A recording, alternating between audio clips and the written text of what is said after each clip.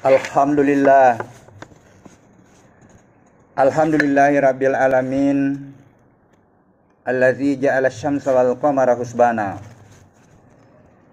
Asyhadu an la ilaha illallah wahdahu la syarikalah. Wa asyhadu anna sayyidana Muhammadan abduhu wa rasuluh.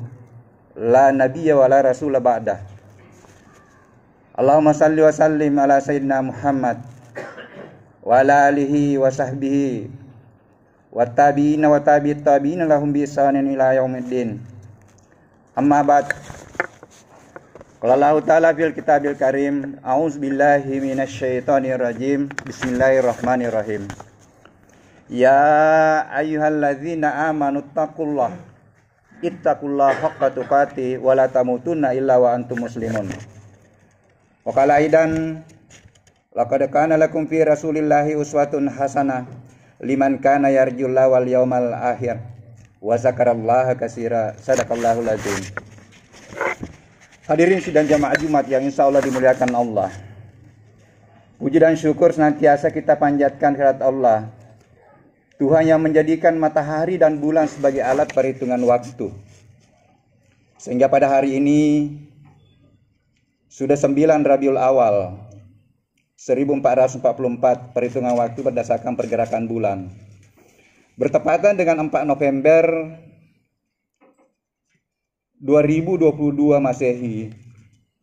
Perhitungan waktu berdasarkan pergerakan bumi terhadap matahari. Bumi yang kita tempati ini kita rasakan diam. Rupanya dia bergerak pada porosnya yang disebut rotasi dengan kecepatan 1700 km per jam. Itulah yang menyebabkan terjadinya pergantian siang dan malam. Pada waktu yang bersamaan bergerak pada garis edarnya dengan kecepatan 107.000 km per jam. Dan akan kembali pada posisi semula setelah bergerak 365 seperempat hari. Itulah yang disepakati sebagai tahun baru 1 Januari tahun miladiah. Selawat dan salam senantiasa kita kirimkan kepada Rasulullah Muhammad SAW beserta keluarga dan para sahabatnya serta pengikutnya hingga akhir zaman. Nabi dan Rasul yang membawa agama Islam bukan hanya doktrin, bukan hanya identitas, tetapi membawa agama Islam sebagai nilai, sebagai panduan kehidupan atau frame kehidupan yang akan membawa kita selamat di dunia wal akhirah. Islam sebagai rahmatan lil alamin. Salah satu bukti penghambaan dan komitmen keislaman kita dengan memenuhi panggilan Allah bagi hambanya yang diberi hidayah iman dengan 6 rukun iman sebagai fondasi yang dasar untuk memperkuat keislaman kita. Ya ayyuhalladzina amanu idza nudiya lis-sholati min yaumil jumu'ati fas'au ila zikrillahi wa sarul bai'ah. Hai yang sudah ada hidayah iman di dalam dirinya, ketika sudah dikumandangkan azan pada hari Jumat, alangkah mulianya kalau seluruh azan. Bersegeralah untuk memberikan haknya Allah, mengingat Allah, melaksanakan ibadah. Khairul lakum in kuntum ta'lamun, karena itu sebenarnya lebih baik bagimu seandainya mau mempelajari rahasia di balik itu. Ketika sudah melaksanakan ibadah, fantashiru fil ar wa batagu min fadlillah. Bertebaranlah ke bumi ini melaksanakan tugas kekhalifahan kita. Dosen pergi mengajar, mahasiswa pergi belajar. Pedagang pergi berdagang, petani pergi bertani. Yang terkadang menggiring manusia lalai dari fungsi kehambaannya, melaksanakan ibadah adalah persoalan rezeki. Allah menutup ayatnya, wallahu khairur razikin. Akulah pemberi rezeki yang baik. Yarzuqu man yasha bighairi hisab. Aku akan berikan rezeki kepada siapa yang kukehendaki tanpa batas. Hadirin sidang jamaah Jumat yang insyaallah dimuliakan Allah. Sudah 9 hari Rabiul Awal, bulan yang sangat bersejarah bagi umat Islam, telah meninggalkan kita semua. Tidak ada waktu, hakikatnya tidak ada waktu yang berulang. 1 menit yang lalu tinggal kenangan. Waktu yang akan datang penuh dengan misteri, jadi yang kita miliki sebenarnya hanya waktu sekarang. Hanya kesepakatan itu ada ulang tahun, tidak ada sebenarnya.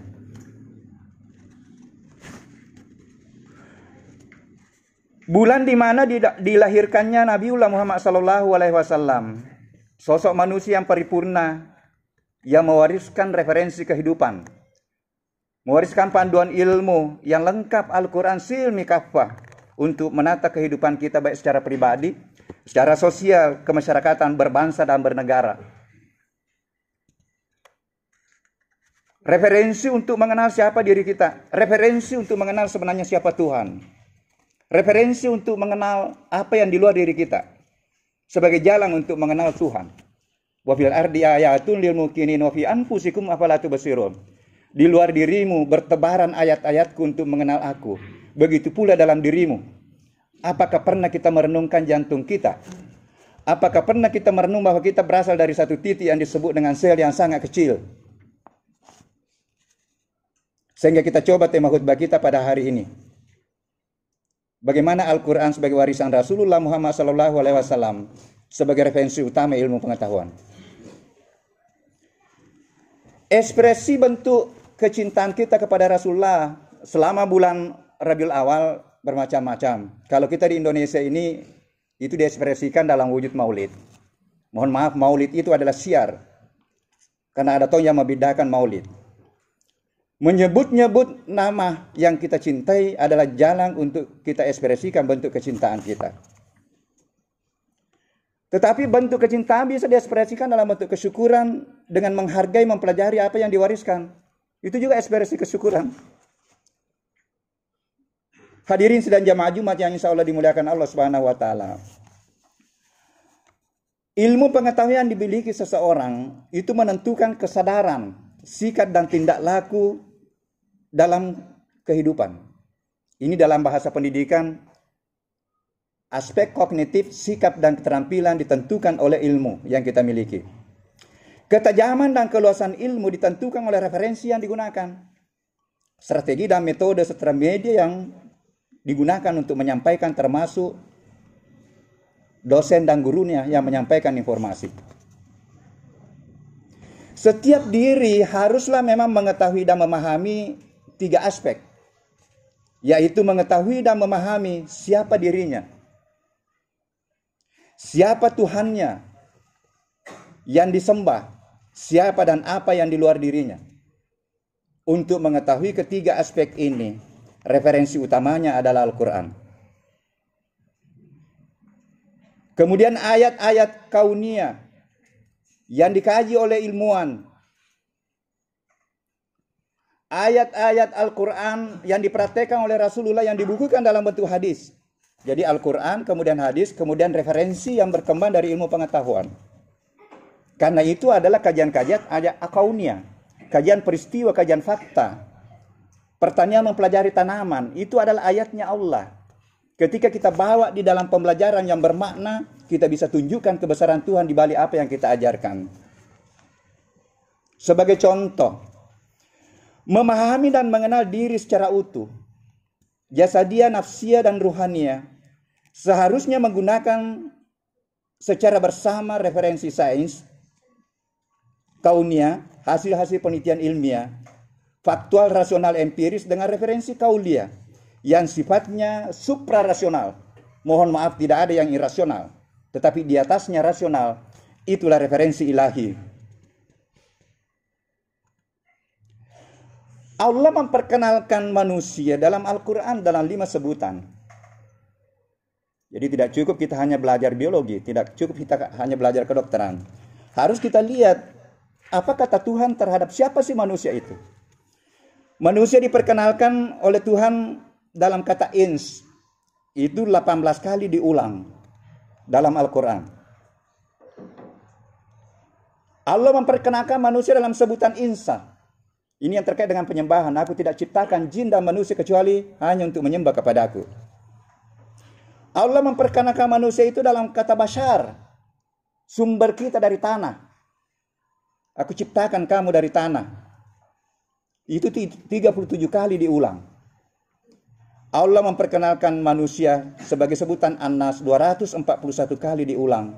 Dan Allah memperkenalkan manusia sebagai Bani Adam 7 kali diulang dalam Al-Quran. Ini saja ayat yang dibahas untuk mengenal diri itu sudah luar biasa. Berapa buku yang bisa hadir dari situ. Yang harus kita coba mengintegrasikan dengan temuan-temuan ilmiah.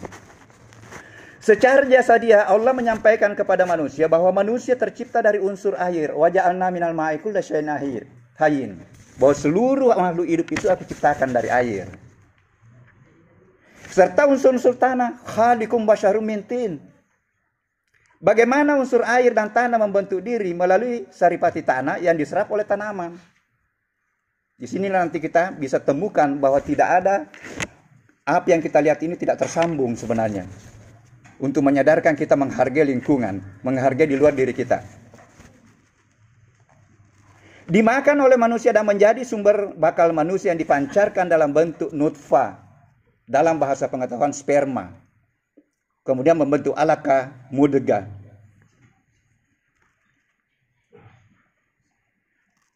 Jadi unsur-unsur tanah yang kita pelajari di dalam ilmu pengetahuan di ilmu tanah, itu bisa kita jadikan referensi untuk merenung siapakah diri kita. Yang selama ini hanya diajarkan sifatnya tanah, tetapi tidak pernah dikasih renungan anak didik kita bagaimana mensifati tanah dan menyikapi tanah. Hanya diajarkan sifat-sifat air, tapi tidak pernah kita bawa anak didik kita untuk merenung apa sih dibalik sifat air itu. Satu-satunya ciptaan Allah yang bisa bertasbih dalam 3 wujud hanya air. Dimanapun dia bermanfaat.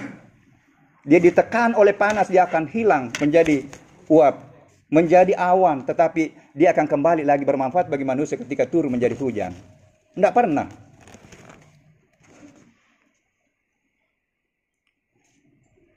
Hadirin sidang jemaah Jumat yang insya Allah dimuliakan Allah.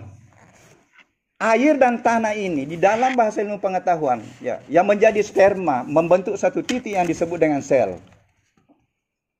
Dalam bahasa biologi, di dalamnya masih ada 7 organel. Makin ke dalam kita kaji diri kita, makin kita temukanlah rahasia di balik diri kita.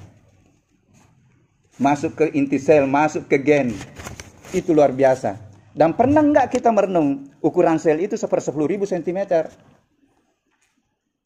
Jadi kita semua berasal dari 10.000 cm. Dalam bahasa spiritual, dalam bahasa Quran itu berasal dari maut. Ini dalam pembelajaran konvensional tidak pernah disinggung. Nah, bagaimana bisa hidup sel yang satu tadi yang merupakan pertemuan dari sperma dan ovum? Dalam bahasa pengetahuan dikatakan metabolisme. Bermetabolisme. Adanya mitokondria, adanya ribosom tadi itu. Tetapi bahasa Tuhan mengatakan dalam Al-Quran, itu dia bisa hidup karena adanya tiupan ruh dari yang maha hidup. Summa sawwahu wa nafaha fihi min ruhihi wa ja'ala lakum sam'a wal absara wal afida qalilan ma tashkurun. Ini anak-anak yang masih sementara belajar. Ini adalah potensi Tuhan yang kita miliki semua. Potensi kecerdasan, potensi sifat-sifat mulia. Aktualkanlah potensi itu dengan mendukakan 3 alat. Sam'a wal basara wal fu'ada kullu. Siapa yang bisa memanfaatkan penglihatan, pendengaran, dan akal pikirannya, itulah nanti yang bisa beda tampil dengan yang lain. Tapi jangan lupa perbanyak doa. Karena semua ilmu yang kita pelajari ini adalah ilmunya Allah. Perbanyak doa, perbaiki pendekatan. Insya Allah mudah kita mendapatkan ilmu untuk membangun kesadaran berpikir kita. Unsur diri yang menghidupkan adalah ruh.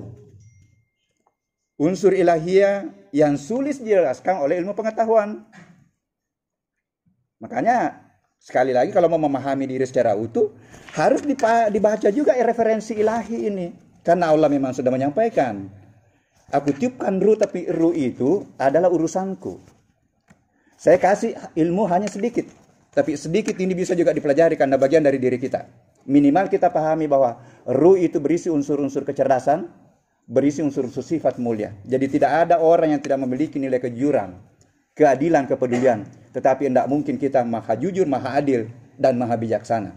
Tetapi makin banyak sifat-sifat mulia Tuhan yang inherent dalam tubuh kita, diaktualkan dalam kehidupan, melalui pendidikan, baik pendidikan formal nanti yang benar, makin mulialah kita.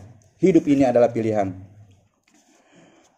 Nah, Unsur yang ketiga, nah ini dikaji. Unsur diri yang ketiga berkaitan dengan jasad dan ruh adalah jiwa atau nafs. Ini diulang 295 kali dalam Al-Quran. Ini menarik. Coba kaji saja itu 295 ayat. Kita bisa. Yang selalu diperdebatkan apakah itu nafs itu akal, apakah ini. Semua ada penjelasannya dalam Al-Quran. Dan bisa nanti kita konekkan dengan ilmu psikologi dan ilmu neuroscience. Masya Allah. Ketika kita padukan ini, kitalah yang komprehensif memiliki diri kita.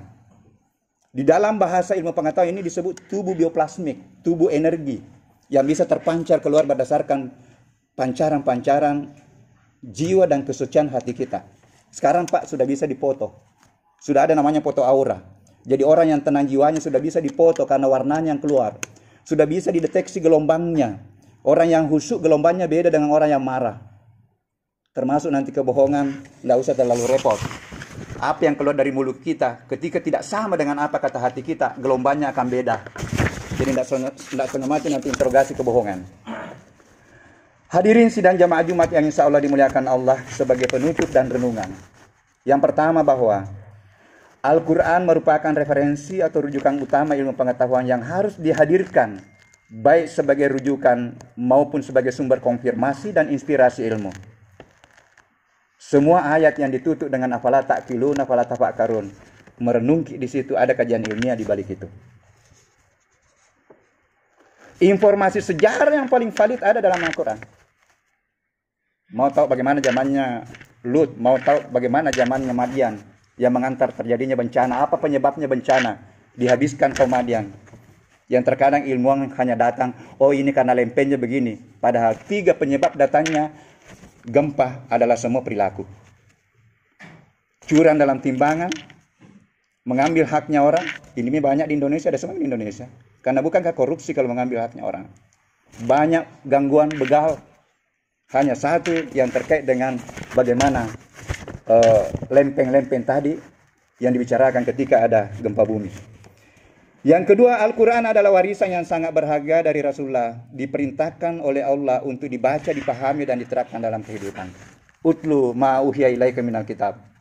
Wa aqimis salata inna salata tanha 'anil fahsya'i wal munkar. Utlu itu pelajari, pahami, terapkan. Makin banyak ayat yang kita terapkan nanti dalam kehidupan, makin mendekatilah kita kemuliaan. Rasulullah akhlaknya adalah akhlak Quran. Tetapi ini perjuangan. Karena sudah terlalu lama 500 tahun didikotomikan oleh Barat, bahwa tidak perlu orang pertanian menyinggung ayat. Orang politik menyinggung ayat. Padahal sebelum abad ke-14 dikuasai oleh Islam, tidak dikotomi antara ilmu kauliyah dengan kauniyah. Yang ketiga, Rasulullah adalah manusia paripurna, manusia ideal yang diformat oleh Allah dengan tahapan-tahapan kehidupan, dapat menjadi rujukan menata tujuan pendidikan formal dan non formal. Mulai dari pendidikan rumah tangga sampai dengan pendidikan tinggi. Yang kelima, peta jalan kehidupan untuk kita selamat dunia akhirat sudah dibocorkan oleh Allah dalam tanda petik yang selalu dibaca di mimbar ini. Ya ayyuhalladzina amanu ittaqullaha haqqa tuqatih wa la tamutunna illa wa antum muslimun. Hai orang yang sudah ada hidayah iman, mantapkan terus imanmu melalui mengkaji kauliyah dan kauniyah. Gunakan sebagai dasar untuk berbuat amal, baik yang terkait dengan ritual, memperbaiki sholat, memperbaiki puasa, memperbaiki sedekah, maupun yang terkait dengan muamalah dalam berbagai profesi kita. Terkadang kita sudah lulus di ritual, tetapi kita gagal ketika kita diberikan amanah. Bukankah penegak hukum yang adil akan dijanji surga oleh Allah?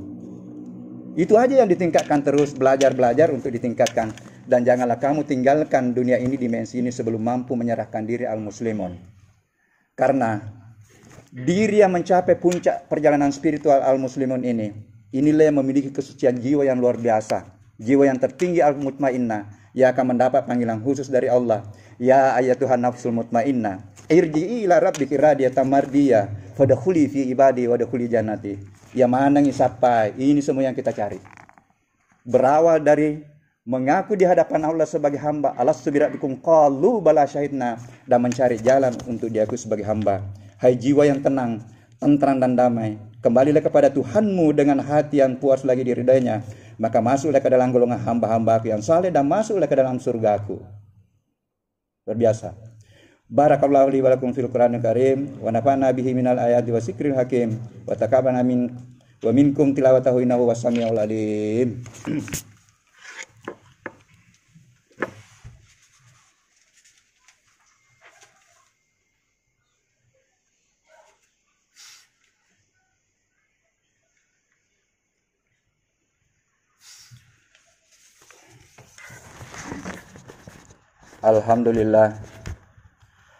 Alhamdulillahillazi arsala rasulahu bil huda wa dinil haq liyuzhirahu 'alad dini kulli walau karihal musyrikun. Asyhadu an la ilaha illallah wa asyhadu anna Muhammadan abduhu wa rasuluh. Amma ba'd, fa ya ibadallah ittaqullaha haqqa tuqatih wa la tamutunna illa wa antum muslimun. Qala Allah ta'ala fil kitabil karim, innallaha wa malaikatahu yusholluna 'alan nabi. Ya ayyuhallazina amanu shallu 'alaihi wa sallimu taslimat. Allahumma salli wa sallim ala sayyidina Muhammad wa ala alihi wa sahbihi wa tabi'in wa tabi'it tabi'in lahum bi ihsan ila yaumiddin. Mari kita berdoa. Allahumma ghafir lil mu'minina wal mu'minat wal muslimina wal muslimat al-ahya minhum wal amwat innaka sami'un qareeb mujibud da'wat. Rabbana zalamna anfusana wa illam taghfir lana wa tarhamna lanakunanna minal hasyirin. Rabbana ighfir lana wa li ikhwana allazina sabaquna bil iman wa la taj'al fi qulubina ghillan lil ladzina amanu rabbana innaka ra'ufur rahim. Rabbana ighfir lana wa li walidaina warhamhuma kama rabbayana shighara. Rabbana hab lana min azwajina wa dzurriyyatina qurrata a'yun waj'alna lil muttaqina imama. Rabbana la tuzigh qulubana ba'da idh hadaytana wa hab lana min ladunka rahmatan innaka antal wahhab. Rabbana atina fid dunya hasanah wa fil akhirati hasanah wa qina azabannar. Ibadallah innallaha ya'muruna bil adli wal ihsani wa ita'i dzil qurba wa yanha 'anil fahsya'i wal munkari wal baghi. Yaidukum la'allakum tadhakkarun wazkurullaha lazim yazkurkum wazkuruhu ala ni'amihi yazidukum wa la zikrullahi akbar wallahu ya'lamu ma tasna'un. Aqimus shalah.